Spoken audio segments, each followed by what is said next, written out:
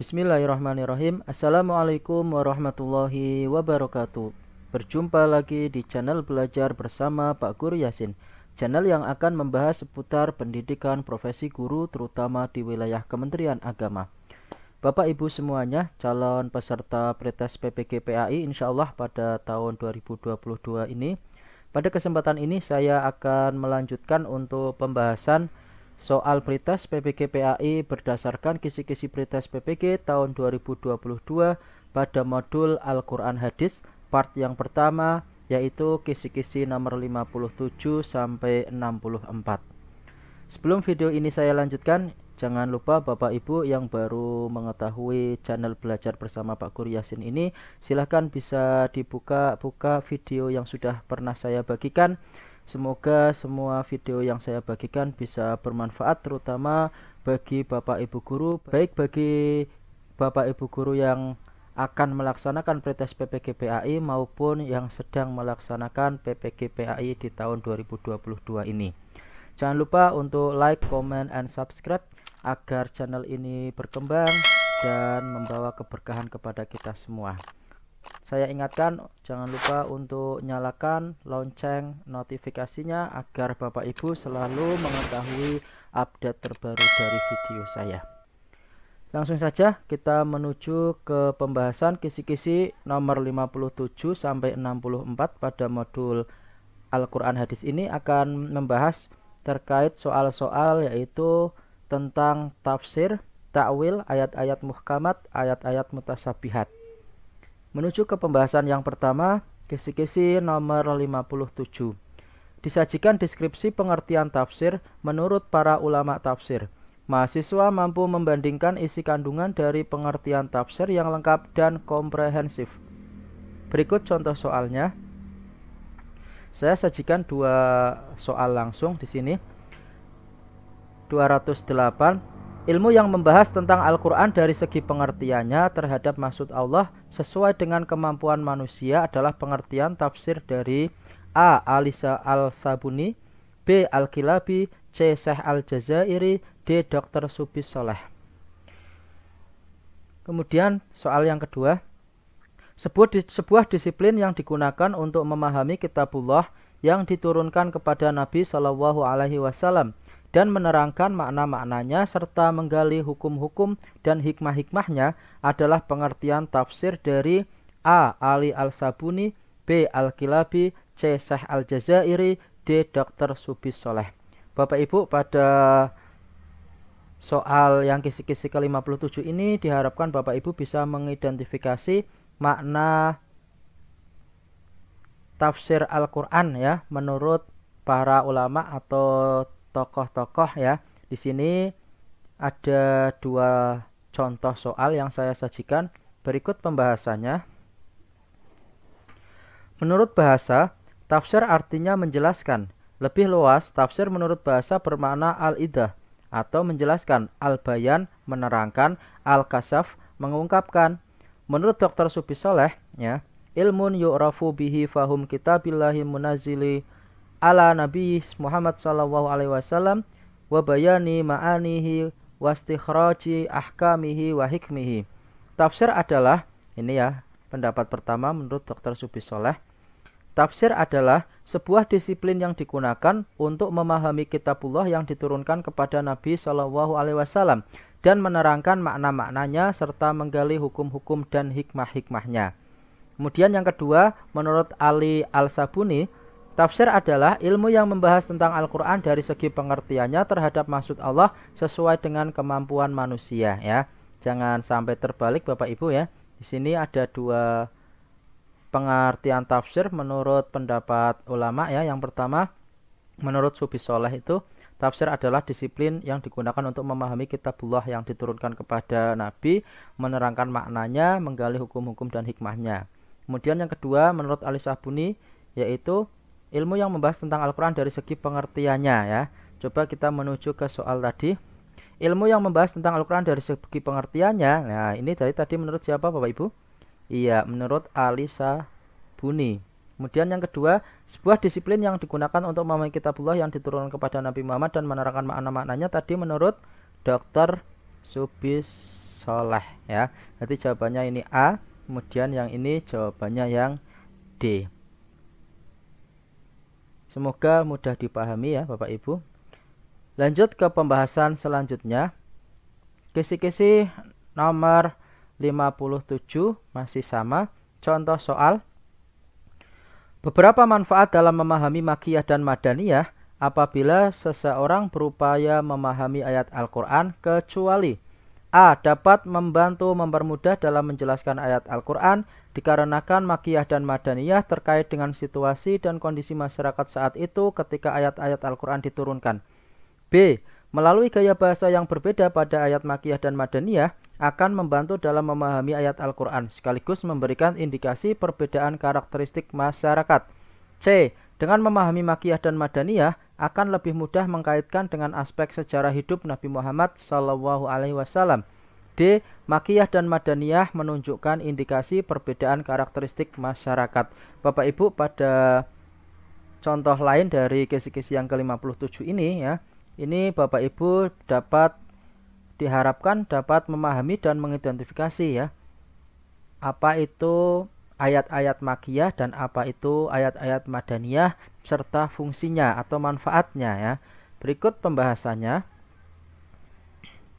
Selanjutnya perlu bagi seorang mufasir memahami makiyah dan madaniyah karena akan membantunya dalam memahami ayat Al-Quran. Hal ini akan sangat bermanfaat terutama dalam hal ini ya Bapak Ibu. Yang pertama, dapat membantu menjelaskan ayat-ayat Al-Quran dengan melihat situasi dan kondisi masyarakat saat itu ketika ayat tersebut diturunkan.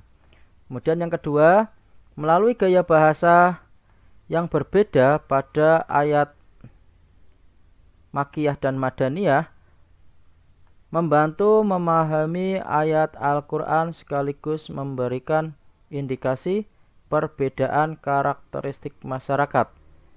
Kemudian yang ketiga, manfaatnya, dengan memahami ayat makiyah dan madaniyah akan lebih mudah mengaitkan dengan aspek sejarah Nabi, akan dapat lebih mudah mengaitkan dengan aspek sejarah hidup Nabi Muhammad SAW. Kita ke soal tadi. Di sini yang bukan termasuk manfaat dari memahami makiyah dan madaniyah dari pembahasan tadi yang mana Bapak Ibu? Dapat membantu melalui gaya dengan memahami, ini benar semua, berarti yang D ya. Makiyah dan madaniyah menunjukkan indikasi perbedaan karakteristik masyarakat ya. Ini bukan manfaat memahami makiyah dan madaniyah. Lanjut ke pembahasan selanjutnya yaitu kisi-kisi nomor 58. Disajikan deskripsi konseptual terkait dengan pengertian takwil. Mahasiswa dapat menentukan satu definisi yang tepat sebagaimana yang dikemukakan para ahli tafsir. Berikut contoh soalnya. Memalingkan lafadz dari maknanya yang lahir kepada makna yang dikandung oleh lafadz tersebut selama makna yang dimaksud tersebut dipandang sesuai dengan Al-Quran dan Al-Sunnah disebut A. Takwil, B. Tafsir, C. Terjemah, D. Mutasyabih. Bapak Ibu, pada kisi-kisi yang 58 ini ya, ini target jawabannya yaitu makna dari takwil ya. Jadi di sini Bapak Ibu perlu mengetahui bahwa takwil adalah memalingkan lafadz dari maknanya yang lahir kepada makna yang dikandung oleh lafadz tersebut selama makna yang dimaksud tersebut dipandang sesuai dengan Al-Quran dan Al-Sunnah atau hadis ya. Ini pengertian dari takwil ya. Jawabannya yang A. Berikut pembahasannya. Takwil menurut bahasa berasal dari kata awala yu'awilu takwil yang memiliki makna al-rujuk atau al-aud yang berarti kembali. Al-Jurjani mengatakan takwil adalah ini ya. Menurut Al-Jurjani takwil adalah memalingkan lafadz dari maknanya yang lahir kepada makna yang dikandung oleh lafadz tersebut selama makna yang dimaksud dipandang sesuai dengan Al-Quran dan As-Sunnah atau hadis. Ini makna dari takwil. Lanjut ke kisi-kisi selanjutnya nomor 59. Disajikan beberapa ayat Al-Quran. Mahasiswa dapat menentukan satu di antara ayat-ayat Al-Quran yang termasuk ayat muhkamat disertai alasannya. Berikut contoh soalnya. Dalam memahami ayat-ayat Al-Quran ada istilah ayat-ayat muhkamat dan ayat-ayat mutasyabihat. Di bawah ini contoh dari ayat muhkamat adalah A. 1 dan 2, B 2 dan 3, C 3 dan 4, D 1 dan 5 ya. Bapak Ibu, dari kisi-kisi yang ke-59 ini nanti akan disajikan beberapa ayat Al-Quran. Bapak Ibu diharapkan dapat mengidentifikasi mana yang termasuk ayat muhkamat dan mana yang mutasyabihat ya. Pada kisi-kisi yang ke-59 ini yang diinginkan yaitu ayat-ayat yang muhkamat yang mana ya bahasanya. Muhkam berasal dari kata hakama yahkumu hukman yang berarti menetapkan, memutuskan, memisahkan. Menurut Mana Al-Qattan, secara terminologi, muhkam adalah ayat yang mudah diketahui maksudnya, mengandung satu makna, dapat diketahui secara langsung tanpa memerlukan keterangan lain. Penjelasan lain, ayat muhkam adalah sesuatu yang mudah dipahami. Ayat muhkam di dalamnya menjelaskan sesuatu yang halal dan haram, fardu, janji, dan ancaman. Para ulama memberikan contoh-contoh ayat muhkam dalam Al-Quran dengan ayat nasik, ayat-ayat tentang halal haram, hudud, kewajiban, janji, dan ancaman. Sini Bapak Ibu ya yang perlu diperhatikan dalam memahami yang mana ayat-ayat muhkam itu, bahwa ayat-ayat muhkam atau muhkamat itu memiliki makna yang pasti, jelas ya, tidak perlu ya ada penjelasan takwil, itu tidak perlu ya. Kemudian berhubungan dengan hukum-hukum ya. Kira-kira yang mana Bapak Ibu jawabannya? Iya, ini yang kedua ya, wa aqimus sholata, ini masuk. Kemudian yang ketiga, ya ayuhan nasu butu rabbakumul ladzi khalaqakum min qalbin la'allakum tattaqun ya. Ini jawabannya yaitu 2 dan 3. Ini memiliki hukum pasti ya. Lanjut ke pembahasan selanjutnya. Kisi-kisi yang ke-60. Disajikan beberapa ayat Al-Quran, mahasiswa dapat menentukan satu di antara ayat Al-Quran yang termasuk ayat mutasyabihat ya. Contoh soalnya sama seperti tadi ya, nanti disajikan beberapa ayat Al-Quran, Bapak Ibu dapat mengidentifikasi mana yang termasuk ayat mutasyabihat ya. Dalam memahami ayat-ayat Al-Quran ada istilah ayat-ayat muhkamat dan ayat-ayat mutasyabihat. Di bawah ini contoh dari ayat mutasyabihat adalah ya, A 1 dan 2, B 2 dan 3, C 3 dan 4, D 1 dan 4 ya. Pembahasannya berikut. Sedangkan mutasyabih adalah ayat yang pada hakikatnya hanya diketahui maksudnya oleh Allah sendiri, mengandung banyak makna dan membutuhkan penjelasan dengan merujuk pada ayat lain. Ciri-ciri ayat mutasyabihat diantaranya berkaitan dengan sifat-sifat Allah. Apabila ayat tersebut diartikan secara literal akan menimbulkan pengertian bahwa Allah memiliki sifat kekurangan dan menyerupai makhluknya. Ya, jadi Bapak Ibu dalam memahami ayat-ayat mutasyabihat itu biasanya berkaitan dengan sifat Allah seperti wajah Allah, tangan Allah gitu ya. Ada kata-kata kemudian di ars gitu ya, itu juga memiliki makna yang sangat luas sekali ya, sehingga butuh pemahaman atau penafsiran ya yang sangat mendalam. Contoh ayat mutasyabihat seperti ayat Tuhan yang Maha Pemurah beristiwa di atas ars ya, ini ars ini ya. Dalam ayat Allah berfirman, dan kepunyaan Allah lah timur dan barat, maka kemanapun kamu menghadap disitulah wajah Allah ya.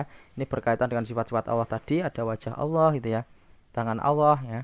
Itu yang termasuk ciri-ciri dari ayat mutasyabihat. Kira-kira yang mana Bapak Ibu? Ini 1 dan 4 ya. Ini jawabannya adalah D. Karena 2 tidak ya, ini ayat muhkam. Kemudian 3 juga ayat muhkam ya. Jadi jawabannya yang D. 1 dan 4. Lanjut ke pembahasan kisi-kisi selanjutnya. Kisi-kisi yang ke-61. Disajikan satu ayat Al-Quran dengan tafsirnya, mahasiswa mampu menyimpulkan bahwa ayat Al-Quran dan tafsirnya itu merupakan bentuk dari penafsiran secara bil maksur ya. Di sini Bapak Ibu diharapkan nanti bisa mengidentifikasi, memahami ya tentang macam-macam penafsiran Al-Quran. Contoh soalnya, ditinjau dari sumber penafsirannya, maka penafsiran Al-Quran ada pendekatan A. Tafsir tahlili dan tafsir ijmali, B. Tafsir bil maksur, tafsir bil ra'yi, dan tafsir izari, C. Tafsir maudhu'i dan tafsir muqaran, D. Tafsir maudhu'i dan tafsir bil ma'sur.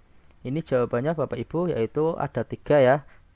Penafsiran Al-Quran berdasarkan sumber penafsirannya itu ada 3 ya, atau dari segi pendekatannya itu ada 3, yaitu tafsir bil ma'sur, bil ra'yi, dan tafsir izari. Ya. Kemudian contoh soal lain masih kisi-kisi yang sama di sini. Menafsirkan Al-Quran didasarkan pada penjelasan-penjelasan Al-Quran yang diperoleh melalui riwayat-riwayat pada sunnah, hadis maupun asar. Bahkan sebuah ayat Al-Quran dapat dijelaskan dengan ayat-ayat Al-Quran yang lain. Disebut A. Tafsir tahlili, B. Tafsir bil ma'sur, C. Tafsir maudhu'i, D. Tafsir muqaran. ya. Kemudian contoh soal lain, ketika seorang mufasir menjelaskan makna kata dengan mengambil pendapat sahabat Ibnu Abbas tentang yu'minuna dimaknai yusaddiquna, membenarkan, maka pendekatan yang dilakukan adalah A. Ijmali, B. Al-Maksur, C. Tahlili, D. Al-Ra'yi. Bapak Ibu, ya, dari kisi-kisi yang ke-61 ini target jawabannya yaitu tafsir bil maksur, ya. Berarti di sini yang dimaksud dengan tafsir bil maksur yaitu, ya, berikut penjelasannya agar lebih jelas lagi. Perlu saya sampaikan untuk pendekatan dan metode penafsiran Al-Qur'an, ya, itu dari segi metodenya ada tahlili, ijmali, muqaron sama maudhu'i, ada 4, ya. Kemudian dari segi pendekatan atau tadi, ya, sumber penafsirannya tadi, itu segi pendekatannya ada 3 Bapak Ibu, yaitu tafsir bil ra'yi, tafsir bil maksur, dan tafsir bil isyarah, ya. Kemudian apa yang dinamakan tafsir bil maksur itu? Yang pertama, penafsiran ayat Al-Qur'an dengan ayat Al-Qur'an lain. Yang kedua, penafsiran ayat Al-Qur'an dengan hadis Nabi. Dan yang ketiga, penafsiran ayat Al-Qur'an dengan keterangan sahabat Nabi dan tabi'in, ya. Dari sini sudah jelas Bapak Ibu. Kita ke soal yang tadi. Ditinjau dari sumber penafsirannya tadi, ya, dari segi pendekatannya itu ada 3, ya. Jawabannya yang B ini, ya, Bapak Ibu. Penafsiran Al-Qur'an ada pendekatan, ya, tafsir bil maksur, tafsir bil ra'yi, sama tafsir bil isyari atau tafsir al-isyari, ya. Nah, jawabannya yang B. Kemudian contoh soal yang ini, ya, tadi, ya. Menafsirkan ayat Al-Qur'an berdasarkan penjelasan Al-Qur'an yang diperoleh melalui riwayat yang pada sunnah, hadis, bahkan sebuah ayat Al-Qur'an dapat disilang dengan ayat Al-Qur'an yang lain. Ini tadi berdasarkan pembahasan yaitu makna dari tafsir bil maksur, ya, Bapak Ibu. Kemudian juga ini menjelaskan ayat Al-Qur'an dengan mengambil pendapat dari sahabat Nabi, ya, atau tabi'in, ya. Di sini juga jawabannya yaitu tafsir bil maksur. Semoga bisa dipahami, ya, Bapak Ibu. Lanjut ke pembahasan kisi-kisi selanjutnya, kisi-kisi yang ke-62. Disajikan satu ayat Al-Qur'an dengan tafsirnya, mahasiswa. Lanjut ke pembahasan soal selanjutnya, yaitu kisi-kisi yang ke-62. Disajikan satu ayat Al-Qur'an dengan tafsirnya, mahasiswa mampu menyimpulkan bahwa ayat Al-Qur'an dan tafsirnya itu merupakan bentuk dari penafsiran secara bil ra'yi. Ya, ini pada tipe soal ini yang diinginkan yaitu target jawabannya adalah tafsir bil ra'yi. Contoh soalnya sebagai berikut. Penafsiran seorang mufasir yang diperoleh melalui hasil penalarannya atau ijtihadnya, di mana penalaran di sini sebagai sumber utamanya disebut A. Tafsir tahlili, B. Tafsir bil ra'yi, C. Tafsir maudhu'i, D. Tafsir muqaron. Di sini jawabannya adalah B, ya, bil ra'yi. Ra'yi itu akal, ya, Bapak Ibu. Di sini cirinya yaitu ini hasil penalarannya atau ijtihadnya, ya. Itu jawabannya yaitu tafsir bil ra'yi. Berikut pembahasannya, ya, agar lebih jelas.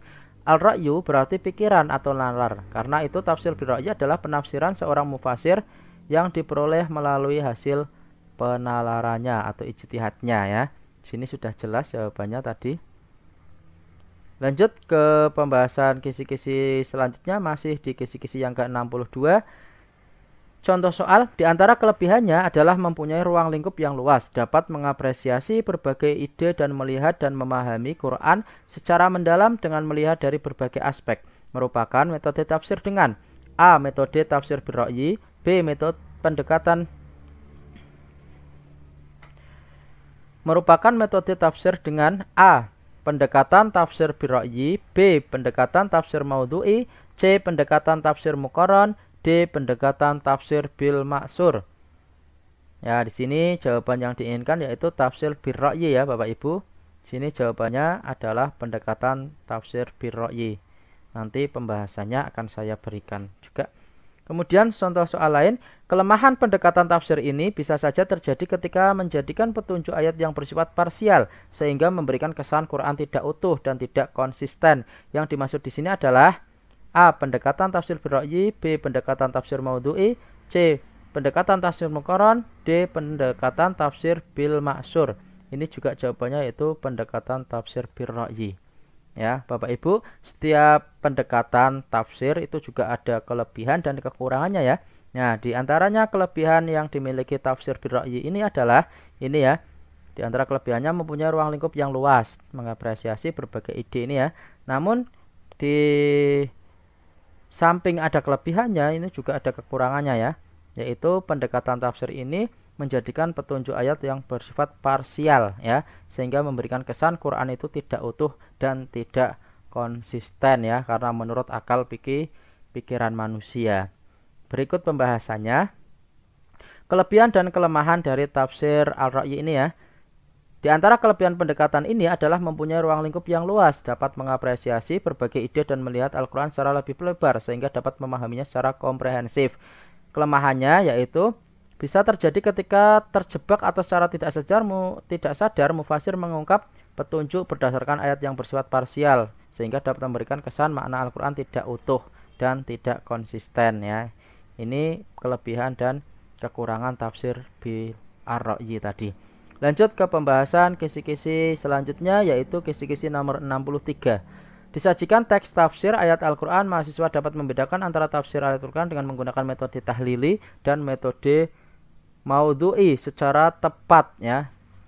Contoh soal, metode dalam menjelaskan ayat Al-Quran dengan cara menguraikan ayat demi ayat, surat demi surat, sesuai tata urutan dengan penjelasan yang cukup terperinci adalah metode menafsirkan Al-Quran yang disebut A. Metode maudhu'i, B. Metode muqarran, C. Metode ijmali, D. Metode tahlili. Ya, Bapak Ibu, di sini ada dua soal yang saya sajikan ya untuk yang berkaitan dengan kisi-kisi yang ke-63 ini, yaitu target jawabannya yaitu mahasiswa dapat mengidentifikasi apa itu metode tahlili ya dalam penafsiran Al-Quran. Kemudian contoh soal selanjutnya, menjelaskan ayat disertai aspek qiraat, asbabun nuzul, munasabah, balaghah, hukum dan lain sebagainya merupakan metode penafsiran Al-Quran dengan metode A. Ijmali, B. Al-Maudhu'i, C. Tahlili, D. B. Al-Ra'yi. Ini jawabannya yaitu yang metode tahlili ya Bapak Ibu ya. Analisis ini juga tadi jawabannya adalah metode tahlili. Untuk lebih jelasnya saya akan memberikan pembahasannya. Metode tahlili adalah suatu metode dalam menjelaskan ayat Al-Quran dengan cara menguraikan ayat demi ayat, surat demi surat, sesuai tata urutan dengan penjelasan yang cukup terperinci, sesuai dengan kecenderungan masing-masing mufasir terhadap aspek-aspek yang ingin disampaikan. Misalnya menjelaskan ayat yang disertai aspek qiraat, asbabun nuzul, munasabah, balaghah, hukum dan lain sebagainya. Ya, di sini ada contoh kitab tafsirnya. Yang tahlili ada Jami' Ahkamul Quran karya Al-Qurtubi, Tafsir Jami'ul Al-Bayan fi Tafsir Al-Quran karya Ibnu Jarir At-Tabari, Tafsir Al-Quranil Azim karya Ibnu Katsir, dan kitab Tafsir Al-Quranul Karim karya At-Tusturi ya. Lanjut ke pembahasan soal masih sama ya, yang ke-63 ya. Metode menjelaskan ayat Al-Quran dengan mengambil suatu tema tertentu disebut ya. Kalau tadi tahlili ya, sekarang ini mengidentifikasi apa itu tafsir dengan metode maudhu'i ya. Metode menjelaskan Al-Quran dengan mengambil suatu tema tertentu disebut A. Metode maudhu'i atau tematik, B. Metode muqarran atau komparatif, C. Metode ijmali atau global, D. Metode tahlili atau analisis. Bapak Ibu, di sini jawabannya sudah jelas mengambil tema ya, berarti tematik, yaitu metode maudhu'i. Kemudian soal lain, suatu metode yang memiliki kelemahan yaitu seringkali melakukan pemenggalan ayat dikarenakan memiliki permasalahan yang berbeda sehingga menyebabkan pemahaman ayat berkurang. Kelemahan ini dimiliki oleh A. Ijmali, B. Al-Maudhu'i, C. Tahlili, D. B. Al-Ra'yi. Ini juga salah satu kelemahan dari tafsir pendekatan dengan metode Al-Maudhu'i ya. Jawabannya yang B ini. Kelemahannya yaitu sering melakukan pemenggalan ya, sehingga menyebabkan pemahaman ayat berkurang. Lanjut masih di kisi-kisi yang sama 63. Metode ini kelebihannya mampu menjawab kebutuhan zaman yang ditujukan untuk menyelesaikan suatu permasalahan praktis dan sistematis serta dapat menghemat waktu, dinamis sesuai dengan kebutuhan zaman. Membuat pemahaman menjadi utuh adalah keunggulan dari metode penafsiran A. Ijmali, B. Al-Maudhu'i, C. Tahlili, D. B. Al-Ra'yi. Bapak Ibu, selain tadi ada kelemahan dari metode ini ya, ini juga ada kelebihannya, yaitu mampu menjawab kebutuhan zaman. Ini adalah kelebihan dari metode tematik tadi atau al-maudhu'i ya. Lanjut ke pembahasannya ya. Ini untuk lebih menguatkan tadi. Metode maudhu'i adalah metode menjelaskan ayat Al-Qur'an dengan mengambil suatu tema tertentu ya. Diingat-ingat ya Bapak Ibu, maudhu'i itu adalah tematik ya. Metode ini kelebihannya adalah, ini kelebihannya, mampu menjawab kebutuhan zaman yang ditujukan untuk menyelesaikan suatu permasalahan praktis dan sistematis, serta dapat menghemat waktu, dinamis sesuai dengan kebutuhan zaman, membuat pemahaman menjadi utuh.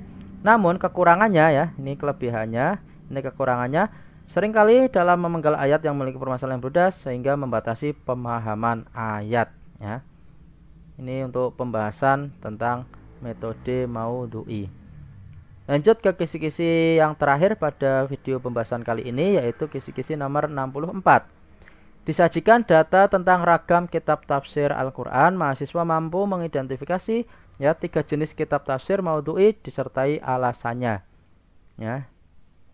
Contoh soal di bawah ini merupakan contoh kitab tafsir dengan metode maudhu'i, kecuali A. Tafsir Al-Manar oleh Muhammad Abduh, B. Tafsir Al-Quranul Karim oleh Mahmud Saltut, C. Sirah Al-Waqi'ah wa Manhajuha fi al-Aqaid, D. Tafsir Jami' li Ahkamul Quran karya Al-Qurtubi. Bapak Ibu nanti untuk tipe soal ini ya, Bapak Ibu diharapkan dapat mengidentifikasi mana yang termasuk tafsir metode maudhu'i dan mana yang bukan ya. Di sini soal yang diinginkan yaitu yang kecuali, berarti yang bukan. Ini jawabannya ya. Tafsir Al-Manar ini tematik juga, tafsir Qur'anul Karim tematik, surat Al-Waqi'ah juga tematik ya Bapak Ibu. Yang tidak jawabannya yaitu yang D, tafsir Jami' li Ahkam Al-Quran karya Al-Qurtubi, karena ini masuk ke metode tahlili atau analisis ya Bapak Ibu. Berikut pembahasannya. Contoh kitab tafsir maudhu'i ada tafsir Al-Wadih, nahwa tafsir maudhu'i li surat Al-Qur'anul Karim, surat Al-Waqi'ah wa manhajuha fil aqaid, kemudian penjelasan lain. Di antara karya tafsir yang telah menggunakan metode ini adalah karya Abbas Mahmud Al-Aqad yang berjudul Al-Insan fil Quran ya, ini manusia di dalam Al-Quran, Al-Mar'ah fil Quran karya Abu Ala Al-Maududi, kemudian berjudul Ar-Riba fil Quran ya, riba di dalam Al-Quran ya, tafsir hukum-hukum Al-Quran ya, dan lain sebagainya. Bapak Ibu, untuk ciri dari tafsir yang menggunakan maudhu'i untuk mengenalnya biasanya ya yang berhubungan dengan tematik ya. Misal ini ada riba fi Al-Quran, insan fi Al-Quran ya. Nah, itu salah satunya untuk mengenalinya. Nanti Bapak Ibu diharapkan dalam soal ini bisa mengidentifikasi mana yang merupakan tafsir ya maudhu'i maupun mana yang bukan. Pembahasannya tadi ya metode tahlili. Contohnya dari tafsir Jami' li Ahkam Al-Quran karya Al-Qurtubi ya. Ini yang D tadi bukan maudhu'i karena masuk contoh dari tafsir metode tahlili ya. Demikian Bapak Ibu untuk pembahasan kisi-kisi dan contoh-contoh soal ya pada modul Al-Quran Hadis pada part yang pertama ya. Mudah-mudahan bermanfaat buat belajar Bapak Ibu sebagai referensi belajar. Saya doakan semoga dimudahkan semuanya bisa lulus sampai akhir nanti, amin ya rabbal alamin. Untuk mendapatkan ya modul materi untuk pembahasan soal-soal ya maupun kisi-kisi dan contoh-contoh soal ya serta kunci jawaban, silahkan bisa cek di link deskripsi video saya. Semoga membawa keberkahan buat semuanya. Kurang lebihnya mohon maaf. Terus ikuti channel belajar bersama Pak Guru Yasin ini. Sekian dan terima kasih. Wassalamualaikum warahmatullahi wabarakatuh.